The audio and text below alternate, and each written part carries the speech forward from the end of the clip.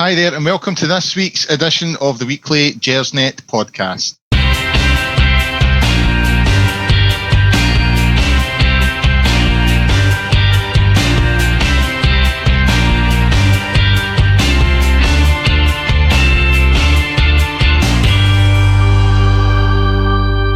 Hi there, and welcome to the latest edition of your weekly Gersnet Podcast with myself, Colin Armstrong. It's the international break, so we don't have any decent football to talk about. No Rangers this week. It's all about Scotland and England and all that nonsense. That doesn't mean we don't have a lot to talk about, though. We've taken the opportunity to look at the issue between the BBC and Rangers, which has obviously been ongoing for some time now. So we'll discuss that. And we'll also have, we're having questions from the forum, from the Gersnet forum. So we'll go out to the forums at Gersnet and ask for some questions there, and we'll get the guests to cover them. Joining me tonight is Alistair McKillop. How you doing, Alistair? I'm grand, thanks, Colin. How are you? Not bad, not bad. How did you fill your Saturday without Rangers? A wee bit of crying, a wee bit of childcare, all the good stuff, really. I took in a game yesterday. I went to see Camelin Juniors against Lithgow Rose. Beat them 2-0, Alistair. Oh, I didn't know that. I wouldn't have come on if I'd known that, Colin. They're not looking too good this season, I must admit. Aye, so I was down there and had a couple of beers. I've got a nice wee sponsors lounge down there, so that was an enjoyable afternoon. And also joining us tonight and making his Gersnet debut, yet another one making his debut. We've got a bigger squad than Stevie G here at Gersnet. It's John McCallum. How are you, John? I'm very well, thanks. Good. You looking forward to your debut? Well, I'm a bit nervous, but we'll see. If I can get a heavy tackle in early on, then. So how did you spend your weekend without Rangers? I spent yesterday in a field outside Houston being shot at by 12-year-olds. Well, there you are. I don't think anyone can top that. I think you won that particular contest, John. I wouldn't be in a hurry to repeat it either. No. What, could you elaborate, or is it? It was paintballing, which is a thing that my 12-year-old son has decided he wanted to do for his birthday. So, are they allowed to do it at that age? They shouldn't be, but apparently they are. Obviously, if Esther Ranson knew that, I think she'd have something to say. I nearly phoned Childline myself halfway through. You can't take their phone off them now without them getting Childline involved. Absolutely shocking. But anyway, right, let's get on to it. Let's go on to the business in hand. First topic of the evening is the situation between Rangers and the BBC. You know, I think I need to emphasise that Rangers haven't banned the BBC. Even a lot of Rangers supporters I speak to sometimes get that mixed up. The BBC have withdrawn from Ibrox. They are in the middle of a boycott because Rangers removed the press privileges of their senior sports reporter, Chris McLaughlin. Now, I've done a bit of a timeline here. It's quite long, and it shows you sort of how long it's went on. As far as I could see today, it started in 2011 when the BBC were banned over their coverage of McCoist in an interview that he'd done reporting on his views on violence and sectarianism. Now, this was the one they'd edited it to make it look like he laughed when he was asked a serious question. The BBC later issued an apology on that. They were banned a few months later about the inside story about Craig White's takeover of the club. It all came back in again. Everyone was pals again, so the BBC were back. But the BBC again upset Rangers with I don't know if you remember this, the American TV drama Mad Men. They sort of done a thing that made it look like McCoist was falling from a building when things weren't going well on the park. And then in 2014, Rangers removed the press privileges of Chris McLaughlin and Chick Young.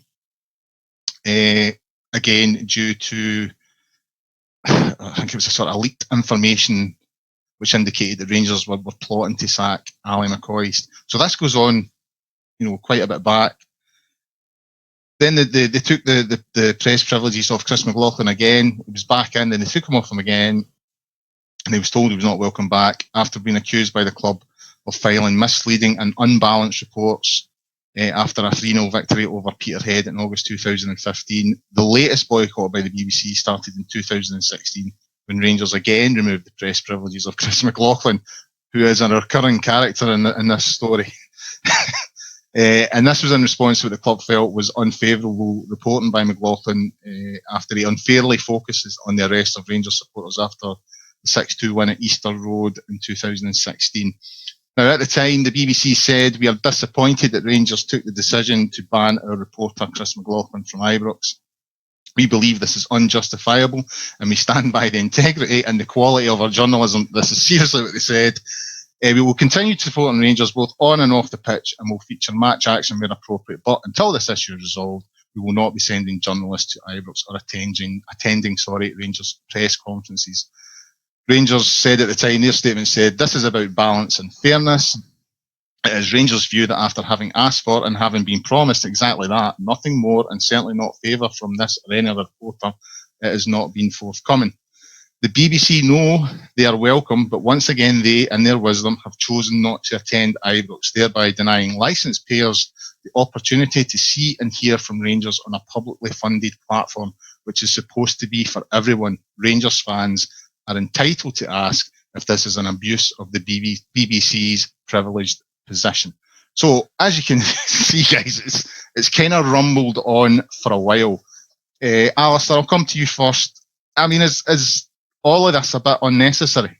To a certain extent, I think you could say that. I think probably the initial decision to ban Chris McLaughlin, I think the rights and wrongs of that have maybe been lost in the mist of time now, and we're, kind of 2.5 years on. And I think it's probably one of those situations where both sides are just kind of resolutely sticking to their guns, and they're not really willing to give way, certainly in public. I think the overriding kind of concerns for me are it's not entirely clear what Rangers are hoping to achieve by doing this, and how they want to go about achieving that. I don't get the sense that there's clear objectives or a clear strategy, and I think that's something that you find often, with our kind of PR and approach to communications more generally. So I think this is all kind of part of bigger issues. But we're in a kind of pretty difficult PR war. Really, that's where we are just now. It's two businesses, two institutions with their reputations on the line, and neither kind of willing to give an inch, as I said, in public. But I don't know. I don't see how we kind of get out of this, if I'm being honest. And I don't see what good it's doing either party. I don't think Rangers are benefiting from it. I don't think the BBC are benefiting from it. And to be honest, the biggest losers are the fans, I think. I mean, I can't disagree. I mean, I do think the supporters are losing out, but I do think there's genuine anger out there at the BBC, and and some of the content in terms of its social media, even stuff like Sports Scene. I think sometimes there's wee slight unnecessary digs that I don't think help the situation. John, coming to you now, do you think? I mean, obviously, when I was going through the timeline there, Chris McLaughlin's name popped up several times. I think it's obvious that the club were becoming tired of him a wee bit. The last one, the Hibs game, the 6-2 game, I do remember his match report sort of focusing on, I think it was like 2 arrests or something. It seemed a fairly minor thing, but he loaded his match report with, that incident, and Rangers have sort of lost the place. So do you think that was the correct decision? Was the club right in removing the press privileges of Chris McLaughlin at that point? I'm generally uncomfortable with trying to dictate what people can report. I don't think, as a kind of rule, that's a good thing. But that particular match, and I think we all remember that match because it was the kind of first glimpse of Warburton's side after the McCoist and then Stuart McCall period the year before. We remained in the first division, and memory serves correctly, it was the cup? Was it the Iron Brew Cup or the CIS Cup or whatever it was called at the time? Petrofac or whatever it was. Yeah, that's right, Petrofac. And I think we were just all so excited with the match. All of a sudden, from having seen some fairly turgid football for a few years, here was this team attacking with wingers on both sides, scoring screamers in that game, going behind, coming back, and 6-2. And, I suppose the Hibs fans probably didn't enjoy it much, but any neutral watching couldn't help but have been entertained by that. And any Rangers fan watching thought, yes, at last, this is what we've been waiting for. And I think the nature of the reporting of that match so grated with everybody who saw it. I thought, hang on, you've so much to report on here. You've so much to speak about in that match. Why would you focus on what I think to anybody who ever attends Scottish football matches seemed like fairly run-of-the-mill in terms of arrests? It was a Rangers-Hibs match. I've seen serious crowd unrest at Rangers Hibs matches over the years. Now, I'm not trying to excuse what happened, but for the sports department to lead with that story, lead with that angle in the story, I found very surprising and annoying, because there was stories there. It wasn't a turgid nothing each draw. There was a lot to talk about. So I can understand why the club, and I can understand why the support were annoyed with that. I was annoyed about it. It was a very, very strange angle to take. And it did feel petty, and it did feel like somebody, whether it's McLaughlin or whether it was his producer, I don't know. But it did feel like somebody somewhere wasn't happy about what happened in that match and took a different angle. So I can understand why the club were annoyed. But ultimately, I still think it's the wrong decision. I think there are ways of addressing that. And I felt at the time, and I feel now, that if we have Jim Traynor in place at Ibrox, he knows Chris McLaughlin. They worked together for years at the BBC. He must know all of the people in there. And it just felt a little bit like, I'll show you who's boss now. And that disappoints me overall. But I can understand why fans felt it was the right thing to do. And I think that's one of the issues here, is I think it's a bit popular with some of the support. Well, certainly speaking as a supporter, John, I mean, going by the timeline, Chris McLaughlin's name did come up an awful lot.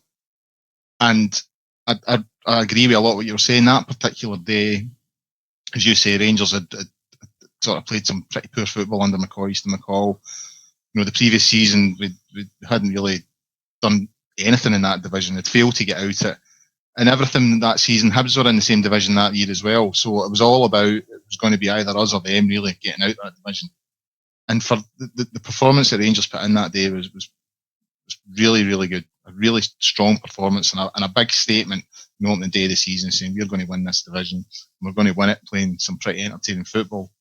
It did feel really petty, in my opinion, that's where the BBC went with it. And I understand what you're saying. I really do, in terms of censoring the media and banning them.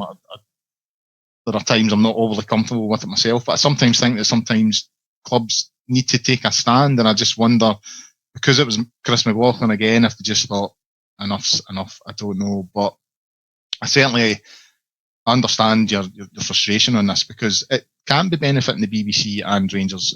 There's no way that both parties will be benefiting from this. No way. Alistair, coming back to yourself, I read out the BBC statement earlier on, and it stated that they stand by the integrity and the quality of their journalism. Do you see much of that in the BBC's covering of Rangers? Because, again, speaking as a supporter, I can't honestly say that I see that. I think in a sense that there probably wasn't much else they could say in the circumstances. If you look at it from the BBC's perspective, they've got a senior journalist banned by Rangers. Rangers have called into question his professional integrity. And I think it's actually probably important here to kind of try and distinguish between the likes of Chris McLaughlin and, say, some kind of pundits, your Michael Stewarts and stuff like that. I think Chris McLaughlin probably kind of operates, or he should be operating, according to different rules. Michael Stewarts and your Billy Dodds and your Stephen Thompsons are there to kind of give opinions, whereas Chris McLaughlin and other reporters should be giving it kind of more straight down the line. So as I say, I don't think I don't know that the BBC had that many options. I know the Rangers statement at the time kind of spoke about them choosing to kind of boycott Ibrox and kind of spoken about it in terms of a ban, but really that's kind of presenting the issue in kind of black and white terms. And I think, it's neither ban nor boycott. I think, Rangers felt that they had to take the action that they did, and the BBC were then, they possibly felt backed into a corner, unfortunately. And I think that with a little bit of foresight, I think probably the club should have anticipated that, and they should have kind of thought about how they were then going to counteract that move, or kind of try and nullify it. And as I said in my kind of previous comments, I don't think there was really any kind of long-term planning. It felt like a little bit of a kind of knee-jerk reaction without any real foresight. Integrity, professional, we're kind of talking in slightly kind of vague, hard to measure terms here. I think there's undoubtedly comments, tweets, whatever you could kind of pull out and say, hang on a second, Rangers are not getting a fair crack of the whip here. But whether you can kind of extrapolate from that and kind of identify any sort of pattern or behaviour or people pulling the strings behind the scenes, or God help us, some sort of conspiracy. And I think we should be very careful about talking in those terms. I don't know. I think we just have to be careful about how we're kind of framing our arguments. Well, I mean, stuff like, all last week after the Celtic game, the BBC seemed to be in a campaign, as far as I could see, to get some sort of action taken against Alan McGregor. And there was one really odd one after the Kilmarnock game a couple of weeks ago, when Alfredo Morelos had his goal that never was. I won't even say it was chalked off. It was never given, but it was about a yard over the line, as we all know. Camera angles have proved that. You didn't need that. It was obvious at the time. But the BBC, I'm sure it was on Twitter, they tweeted a sort of photo saying, was this over the line? Was it not over the line? But the photo was before the ball crossed the line.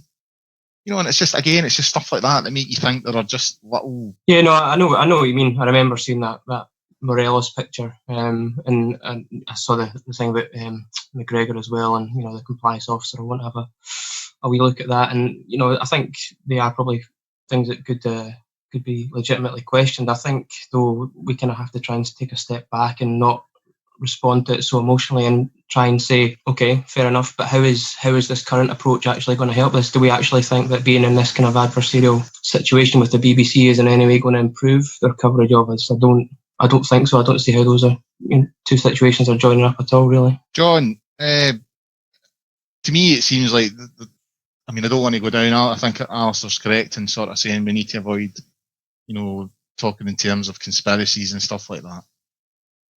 But it does feel like there's a bit of mischief making at play here. Is that how it feels to you? And if so, who do you think the main protagonists are in the BBC? I think Alistair said an interesting thing about the difference between someone like Chris McLaughlin or Tom English and Billy Dodds or Stephen Thompson.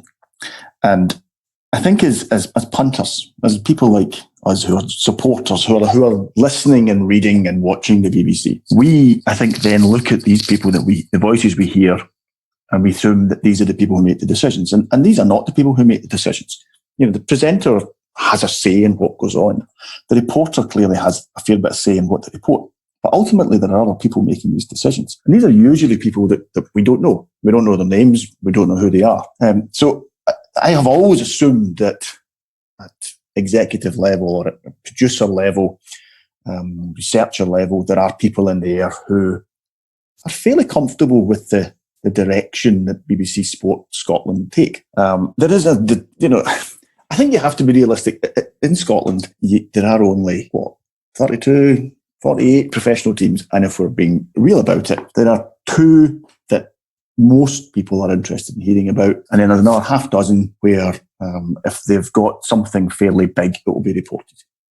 And there's clearly an imbalance at BBC Scotland in the sports department in terms of the background and obvious allegiances, even if it was allegiances in the past. And I appreciate it's difficult for people who work there in that department to be outright about who they support or who they support as a child. But you do look at it and you think, well, how did they find that many Aberdeen supporters who work in radio? It's astonishing. They're completely out of kilter. So you do look at this and you think, well, okay, I don't quite see how. Where's the balance? Where are the guys from the west of Scotland? Because I'm not hearing their voices too much. So they bring in your Billy Dodds and your Stephen Thompsons, and Chris Boyd gets on fairly regular these days as well. But they're not the reporters. They're just the guys that come in supposed to give you a bit of kind of inside knowledge of how football works. So yeah, I think there is deliberate mischief making at play. But I think Alistair said an interesting thing there, and I think this is part of the problem. When Alistair said you need to not get emotional about it. And the problem with football in the west of Scotland and Scotland in general is it is emotional. Our reactions are emotional. It's the one area of our life, I suppose, where we are allowed to be emotional. The whole point of football is emotional. So our reaction to what goes on is not right. In the scheme of things, I'm a big fan of the BBC. I think the BBC as an institution is hugely important to life.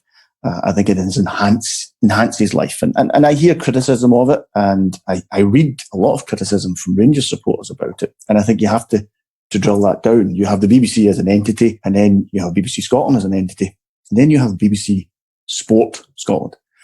And I don't think BBC Sport is particularly important to the BBC as a whole. And I think BBC Scotland's sports department is even less important. And I genuinely think that at a high level, they don't really care about this. This is a minor skirmish out in the provinces. I don't think they care. I don't think there's any high level conspiracy against Rangers. I think this is at a fairly low level, at a fairly local level. And as I said, I think it is something that each party knows the other one. And I think there is mischief making going on. And it's a shame. And I'd like to see it get stopped. And I think there's a little bit of mischief making from Rangers as well.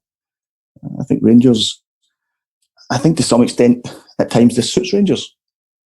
I think it keeps a fairly vocal percentage of the online supporters base on side. I think they're quite happy for it. You read it, and I don't know if you must have seen this going before. You see Rangers supporters saying Rangers have banned the BBC. No, they've not. They've taken away credentials from one journalist. They've not banned the BBC. BBC have banned themselves. But some Rangers supporters are actually quite happy to think that Rangers have banned the BBC. So I think there is mischief on both sides, but I do think the mischief largely is coming from some sort of behind-the-scenes level in BBC Sports Scotland. Can I just come in there? Just some of the things you were saying towards the end.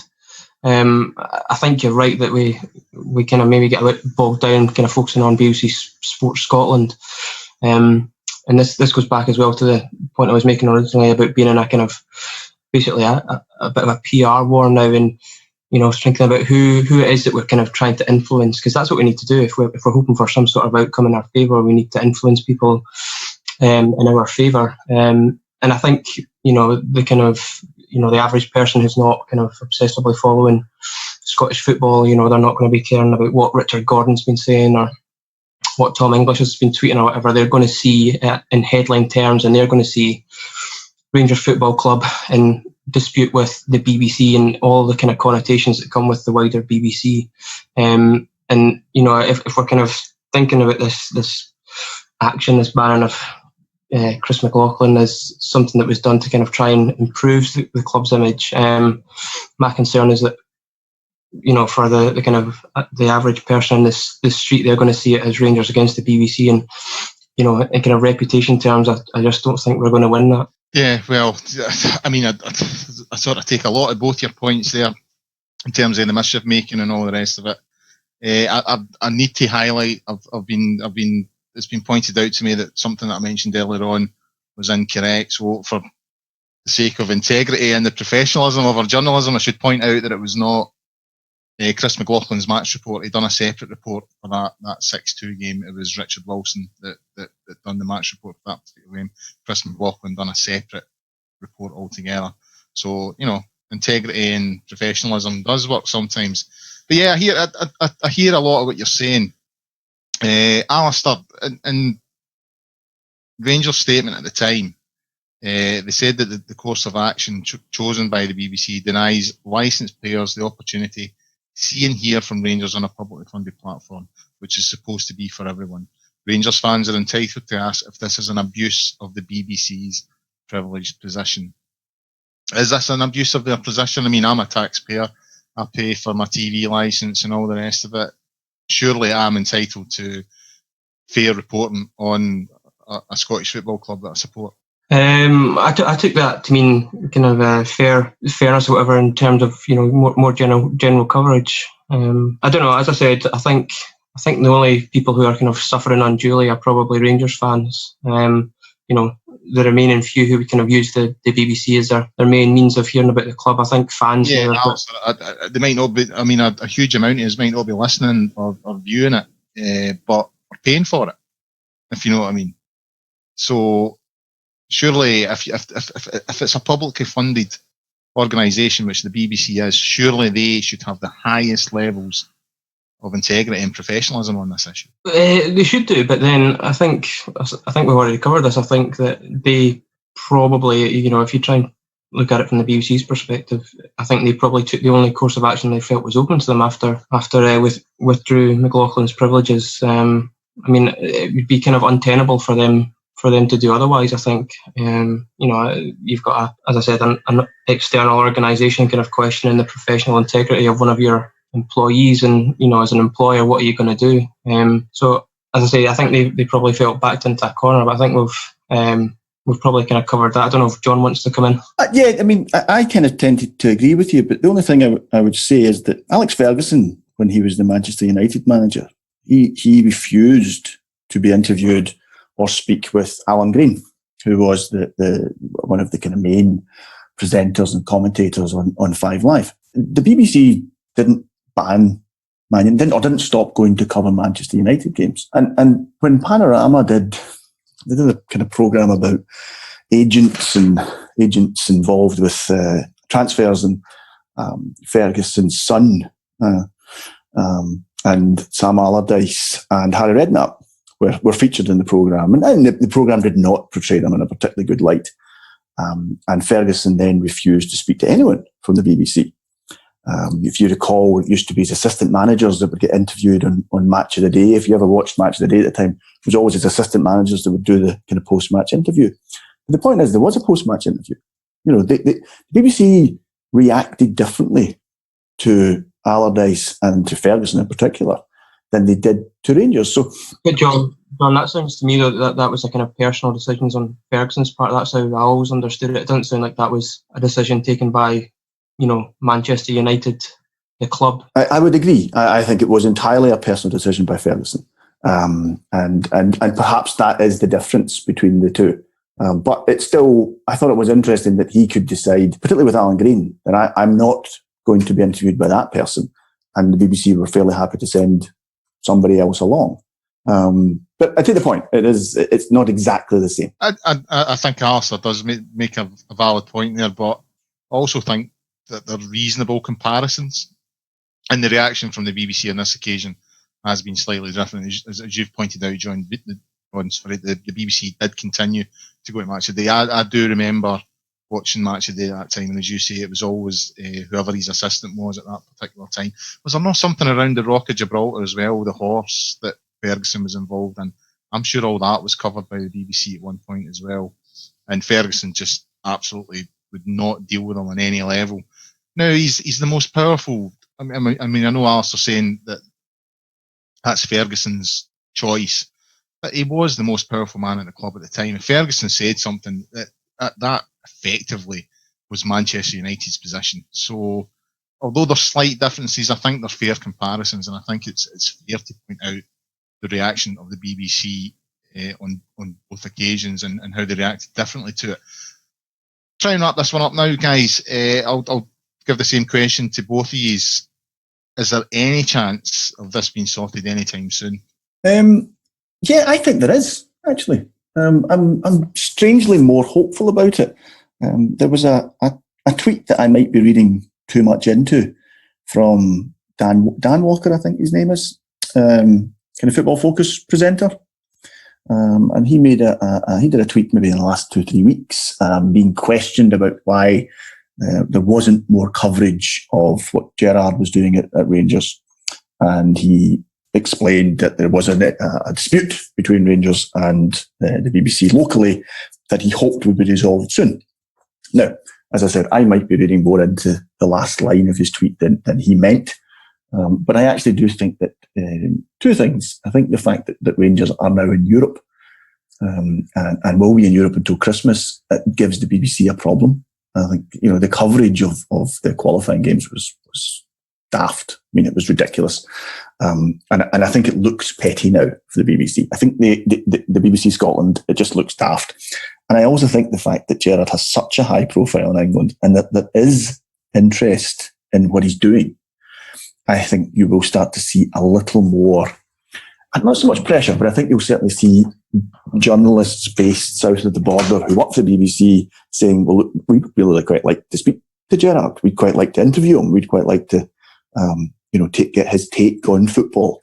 And so I could see that being the catalyst for it to be sorted. I think for it to be sorted, Rangers need an out. I think Rangers can't lose face over this, and so I don't see them being the ones who will attempt to sort it, unfortunately, because I think, as you've both said, the big losers in this are the Rangers support. We're the ones that simply aren't getting the coverage that we should get. We should get the same coverage as every other club, and we're not just now, and that's not fair. That's not fair on the Rangers support. So yes, I'm more hopeful than I've been that something can be sorted, because I think there is now, things have changed. But as I said, maybe I'm reading more into something than I should, and it won't be the first time.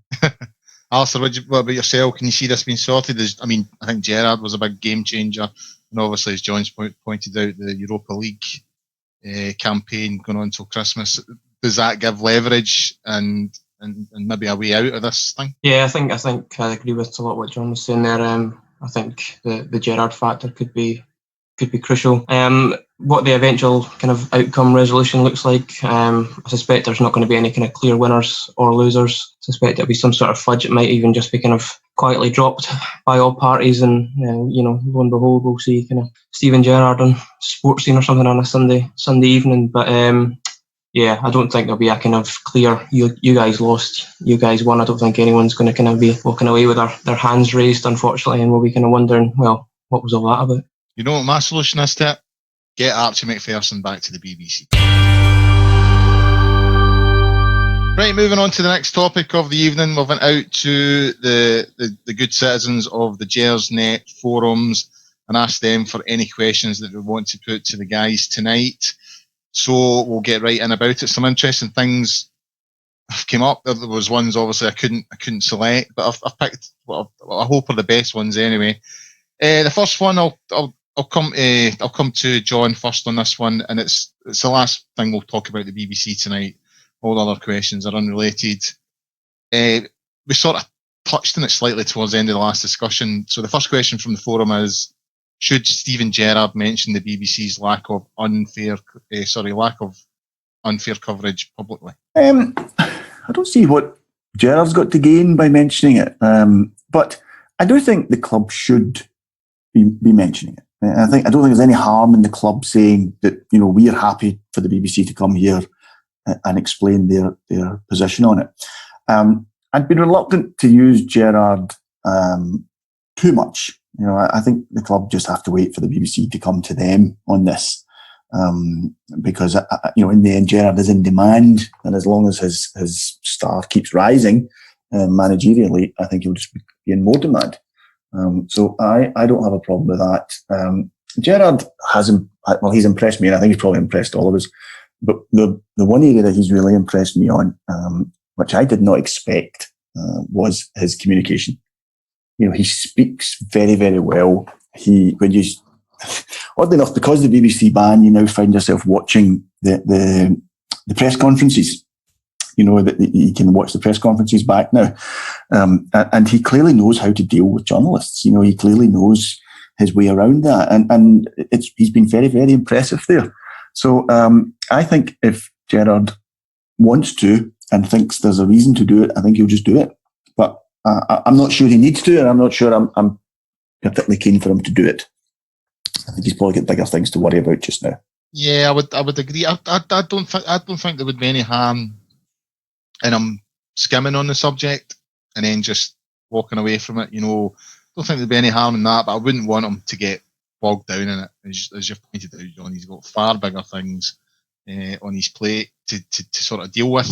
So no, I wouldn't want him getting too involved in it. But I think given the sort of how big of a sort of name that he is, and as you say, he carries himself well when dealing with the media. I don't think there would be anything wrong with him even asking why this is going on. Just to sort of question, why this sort of dispute's happening. Anything, but not for a prolonged basis. He's got bigger things to worry about, in my opinion. Alistair, coming to you, one of the questions, which I think is an interesting one that came up in the forums, It's talking about last week's game at Celtic Park. Obviously, there was only 800 Rangers fans there, but it came on the back of Rangers' decision to cut their allocation.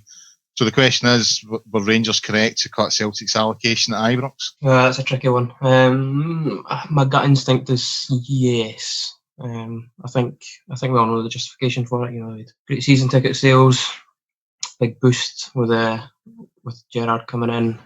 You know, huge pickup relative to where we were at the end of last season. And you know, if Rangers fans want to buy season tickets in huge numbers, then you know, go for it. And I think the other clubs will just have to deal with the consequences. I mean, that's not to say it's not a wee bit of a pity come kind of old firm games, because you know it's going to totally change the dynamic of the matches at Ibrox and Celtic Park. But I think hopefully we'll see the benefit of huge Rangers support at Ibrox at the end of the year. Yeah, I actually think this whole the stance that Celtic have taken on the whole there's no old firm thing, and that's not just the supporters, that comes from the club as well. If you have a flick through the Celtic View that came out on Wednesday there, it's Glasgow Derby this, Glasgow Derby that, a refusal even to, I mean, the guy that did the teams at Celtic Park wouldn't even name us. You know, it was the visitors today, and he refused to mention the Rangers players by their first names. It was surnames only. It's lowest common denominator stuff. They know who they're pandering. It is. And so I genuinely think that, I don't think it was the whole reason, but I think the feeling, and part of what drove this decision by Rangers was that there's no old firm. So they're like, well, if there's no old firm, don't expect to be treated differently from other clubs. We give other clubs 800 tickets, you will get 800 tickets.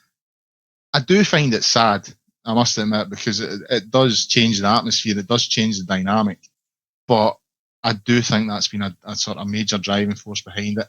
And in that respect, Rangers are right. You know, if you're getting snipes and comments coming from over the fence about you as a club, and that we don't have a special, you know, fixture between the two of us, if you're talking down the stature of that fixture, then don't expect to get 7,000 tickets for it, because it's just, you know, if we're a 6-year-old club, why do you want to come and see us?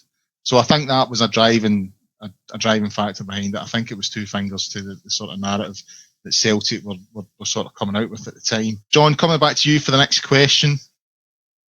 If you could click your fingers and improve one aspect of the club off the field, what would it be? Oh, that's a horrible question. I think if we're being serious, I still have concerns over the financial situation at the club. It's a lot better than it was, and clearly the people who are in the club, I think, have got the best interests of the club at heart. But I do think that things financially still aren't where you'd like them to be. So, and where they should be. So I think if I could click my fingers, I would do that. You know, I think, I hate to say this, but if you look at our boardroom and you look at the boardroom across the city, they've got a stronger boardroom than us.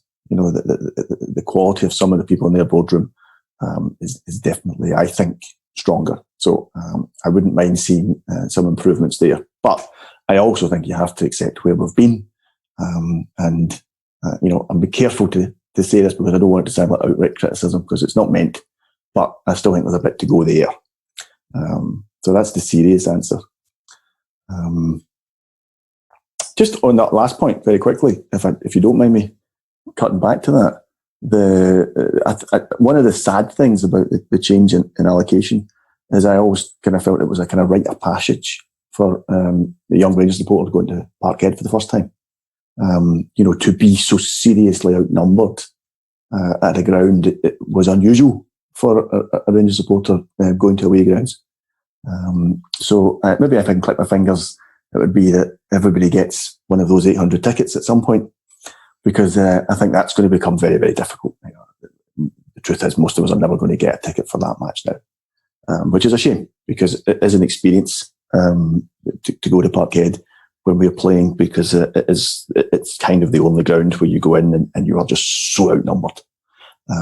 So it makes it even nicer when we win. Yeah, I would agree with the rite of passage stuff, John. I mean, I first went to Celtic Park to follow Rangers back in the sort of 90s when Celtic Park was still, all terraced. And it was 20,000 years behind that goal. And I know then we were seriously outnumbered, maybe 40,000 Celtic fans and 20,000 Rangers fans. But to be in an away support with 20-odd thousand fans behind that goal, it felt like an invasion. You really, even though you were outnumbered, you didn't feel it. You know what I mean? Because there were so many behind that goal.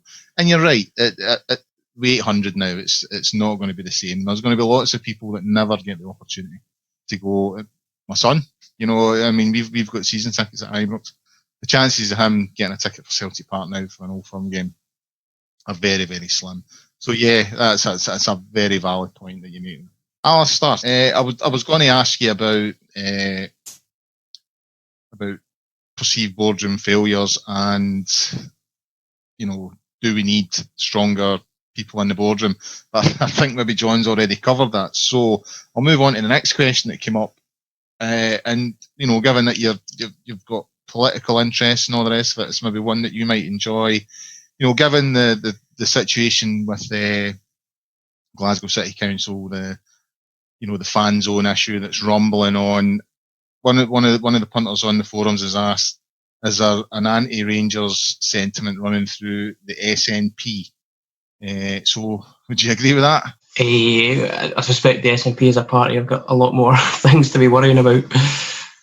Independence, the health service, education than Rangers Football Club. Are there certain high-profile SNP politicians who are quite open about their support for their teams? Yes, I think you could probably make that point. Is there a possibility that certain elected officials have maybe been acting on their football allegiances? Possibly, but again, I think we should be careful about what we're saying. I think it's noticeable that a lot of Scottish politicians don't seem that interested in football. I think that's become quite clear over the past 10 years or so. I think they seem kind of slightly detached from the common man's game. I think there's it's kind of obvious that there's not that many politicians, if they are Rangers fans, who are kind of willing to stick their head above the parapet and say as much. There's a couple of Conservative MSPs, Murdo Fraser and Adam Tompkins, who obviously got involved on the club's behalf over the kind of recent dispute with the fan zone. There's been kind of Labour MPs in the past who've been kind of fairly open about their support for the club. But I think, unfortunately, and again, not to kind of keep banging the same drum, but it kind of all goes back into this kind of PR issue and how the club's viewed. I think maybe that kind of keeps the lid on it for some folk, unfortunately. But as I said at the start, I don't think the SNP at the kind of highest levels are spending a lot of time talking about Rangers Football Club. Yeah, I think you make some valid points there, Alistair. I would agree. I mean, John spoke earlier about if he could click his fingers, what issues would they fix? I think PR is a big one for me. I think this is an issue that the club has got wrong for so many years. I mean, even going back to when David Murray was there, and I think over the last 20 years we have been really poor on the PR front. I think there's a lot of positive things that the club's history and all, everything about Rangers. See when you walk in that front door, go up the marble stairs and into the trophy room and stuff like that, and you see all the sort of history and tradition that surrounds the club, how no one can put a positive PR spin on that defies logic as far as I'm concerned. How we can't get out the bit on this is so frustrating, and that's one of the things I would change. And I think you're right. I wouldn't even just say it's politicians. There are a lot of public figures in general that are sort of don't want to be open about their support of Rangers, and I think it by and large ties in with the sort of poor PR. I think any time we're getting hammered by the press, we just don't deal with it well at all. I'll stick this one out to the both of you. Obviously, there's been some positives on the park under Gerrard. The most obvious one being getting to the group stages of the Europa League.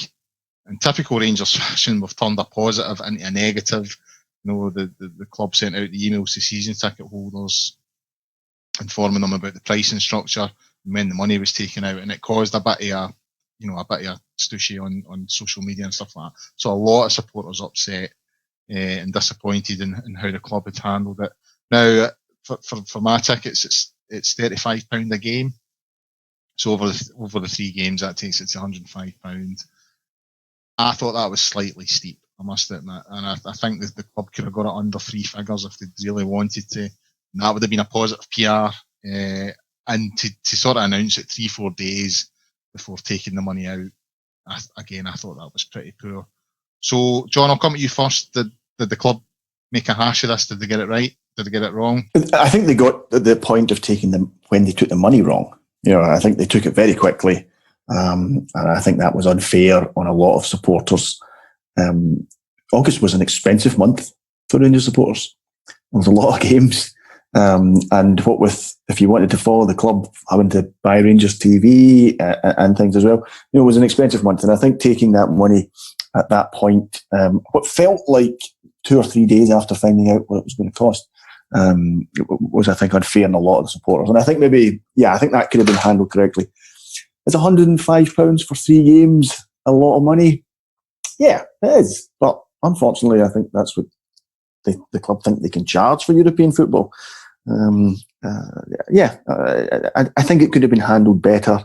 I don't think it's the end of the world. I can understand why a number of people were a bit upset, particularly when the money gets taken out of your account, and people perhaps weren't expecting that. They hadn't budgeted for that. That all seemed to happen a little quickly, and I don't think it needed to happen quite as quickly as it did. That did feel a little opportunistic, but on the whole,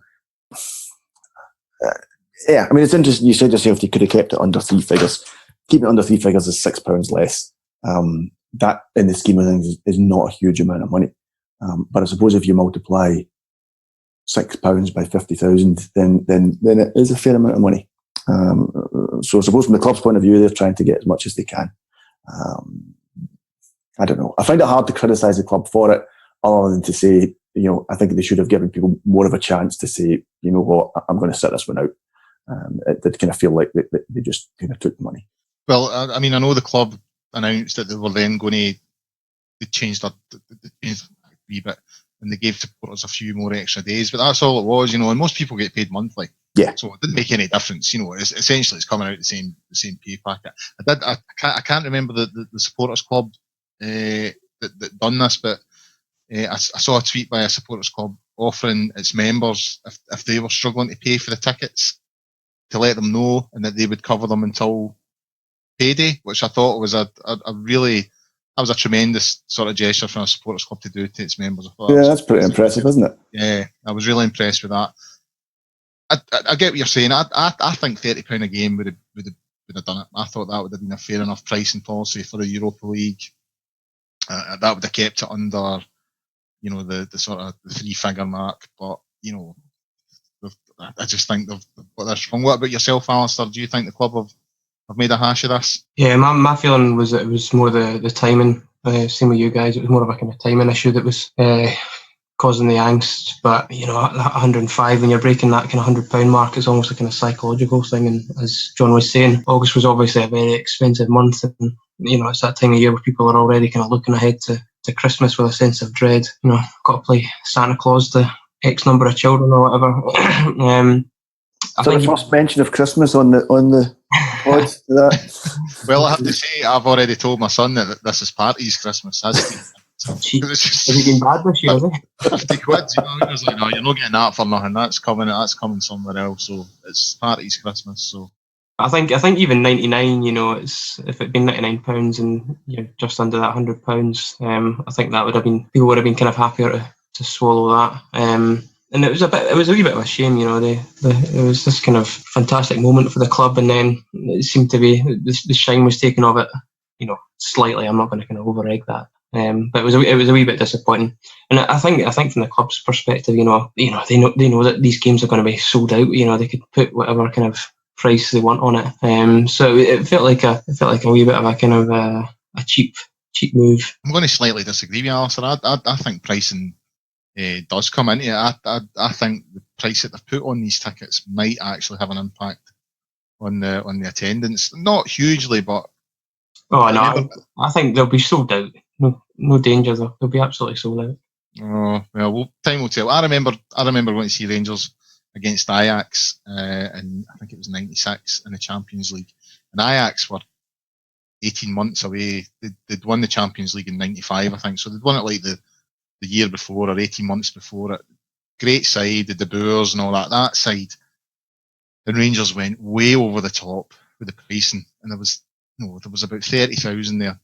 There was a good 10, 15,000 short of what should have been there, and it all came down to pricing. They just overpriced the game. Whereas I remember Dick Advocaat's sort of run in '99, 2000. I was a season ticket holder at the time in the Copeland Rear, and you got the 3-match package for £50, which broke down to £16.66 per ticket, and the place was heaving. And I just sometimes wonder if, surely you would want the place rammed and selling more programs, pies, and all that comes with it than overpricing the game and ending up with 10, 15,000 folk less.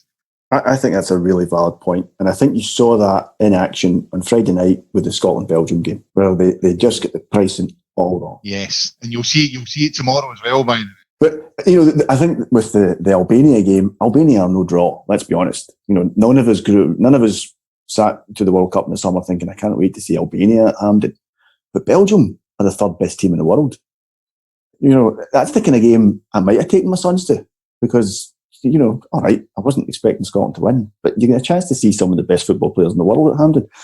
But not at that price, I'm not. And you end up with a crowd of 20,000 instead of the place sold out.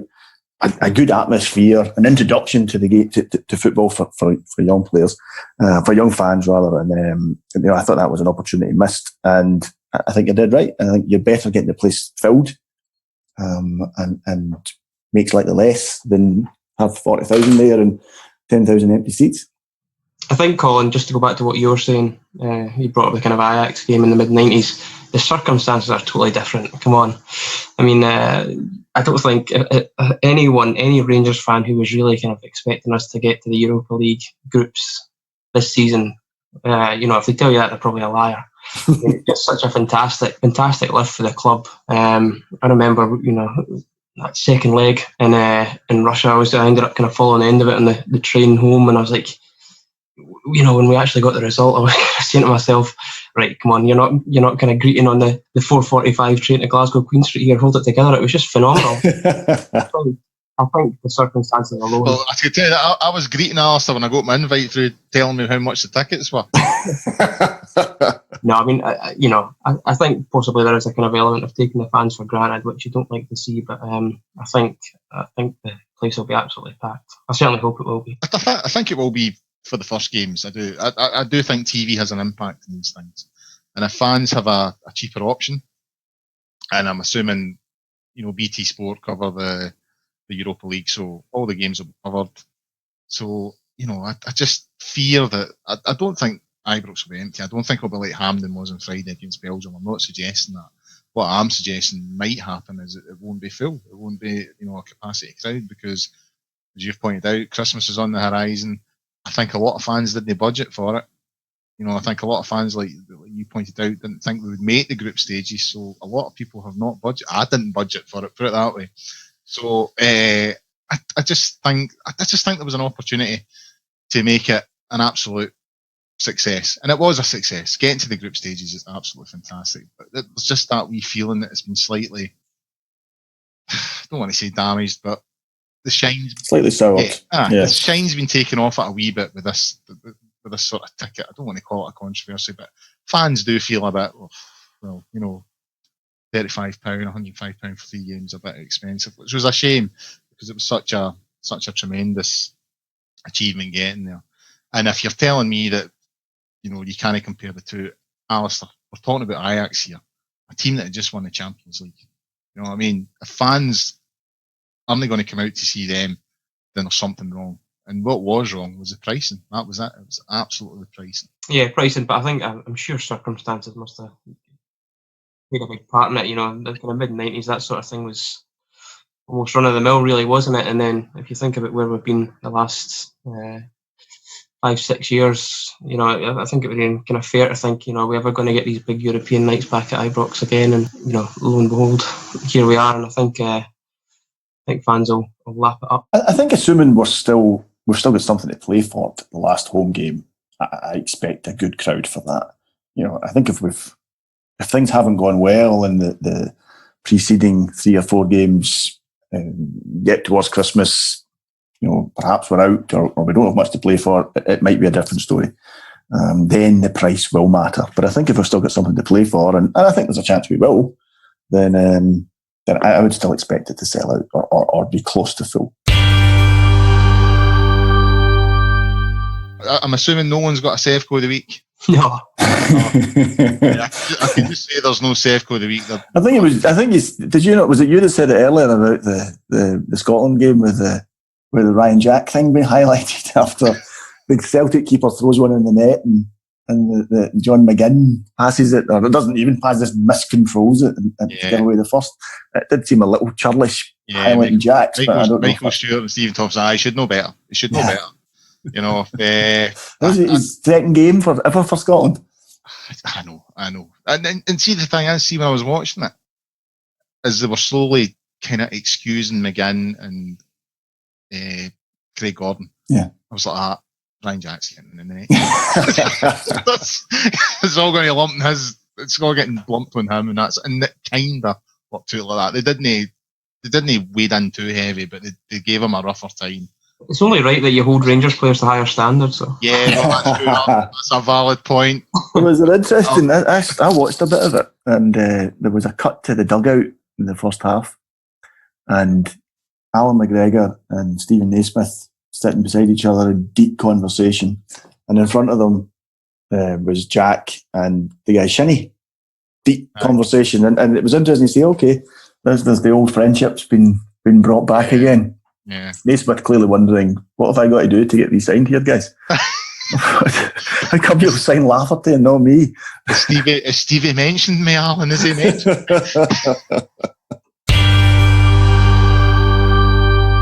That's all we've got time for this week on the Gersnet Weekly Podcast. No Sevco of the week. Never seen anything this week. I can only assume all the Celtic Twitterati were too busy watching Republic of Ireland this weekend.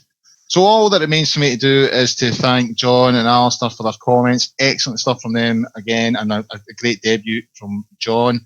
A big thanks to our audio engineer, Graham, who as always makes everything that we say sound absolutely fantastic.